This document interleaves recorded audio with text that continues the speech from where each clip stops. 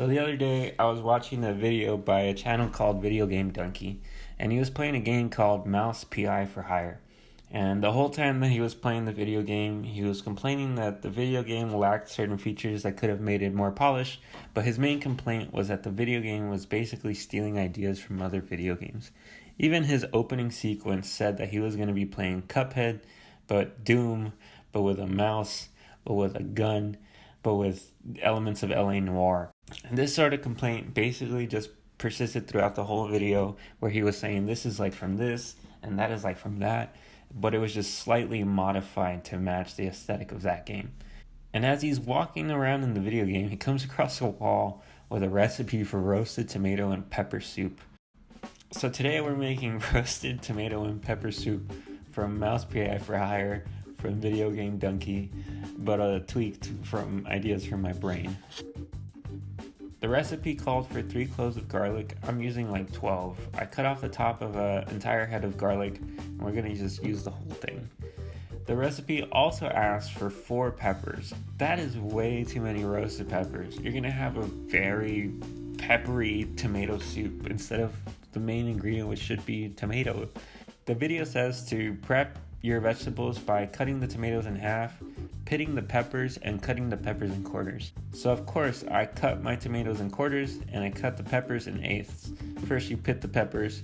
In order to pit a bell pepper, you're gonna want to take the top stem part and push it in. Once you completely release the stem part, you can just start cutting it open and you should be able to easily remove all the seeds and all the stems. And then I proceeded by prepping the tomatoes. I had about 10 tomatoes that I had on hand. I think maybe the recipe asked for larger tomatoes. I had these. I think it still was a pretty good amount of tomatoes either way. And then scatter the vegetables over a baking sheet. I put the vegetables over parchment paper.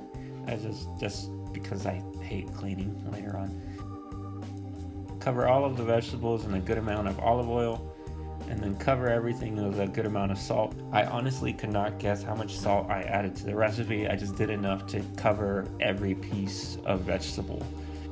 I also covered everything with black pepper. Later on in the recipe, I'm going to introduce basil when I liquefy all the ingredients. But for now, I took off all the leaves from a piece of stem of basil that I had in the garden, and I put the stem into the baking sheet just to serve as an aromatic while it's cooking.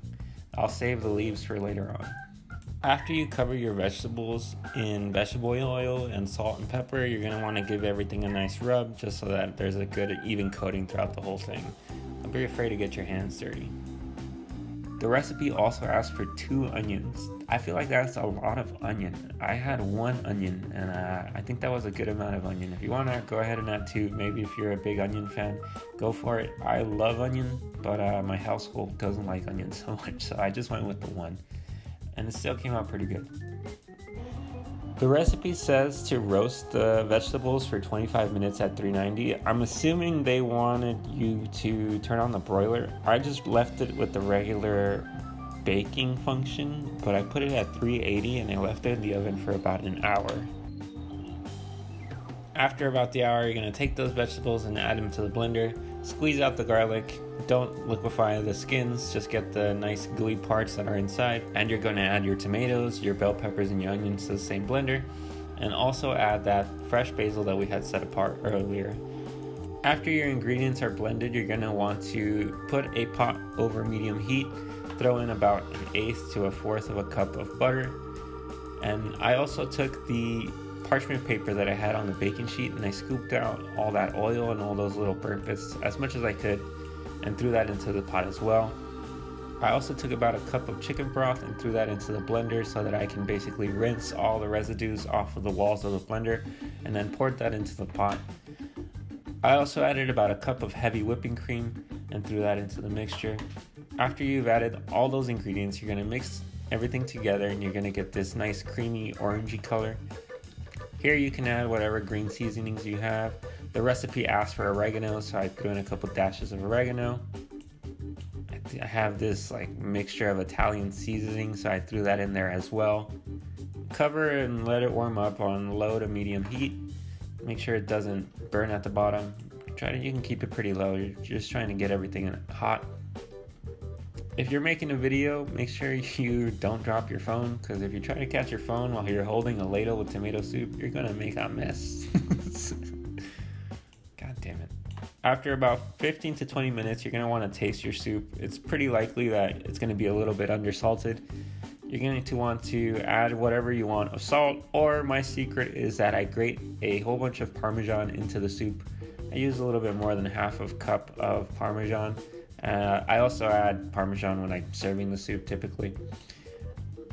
The recipe said to serve with croutons and crumbled cheese. I'm not doing that. I made some grilled cheese on the side, and I think the soup came out pretty good. I think, again, I would maybe just use one roasted bell pepper and maybe add a couple more tomatoes instead of the bell pepper. Thanks for watching. Also, thank you to Video Game Dunkey. He's great.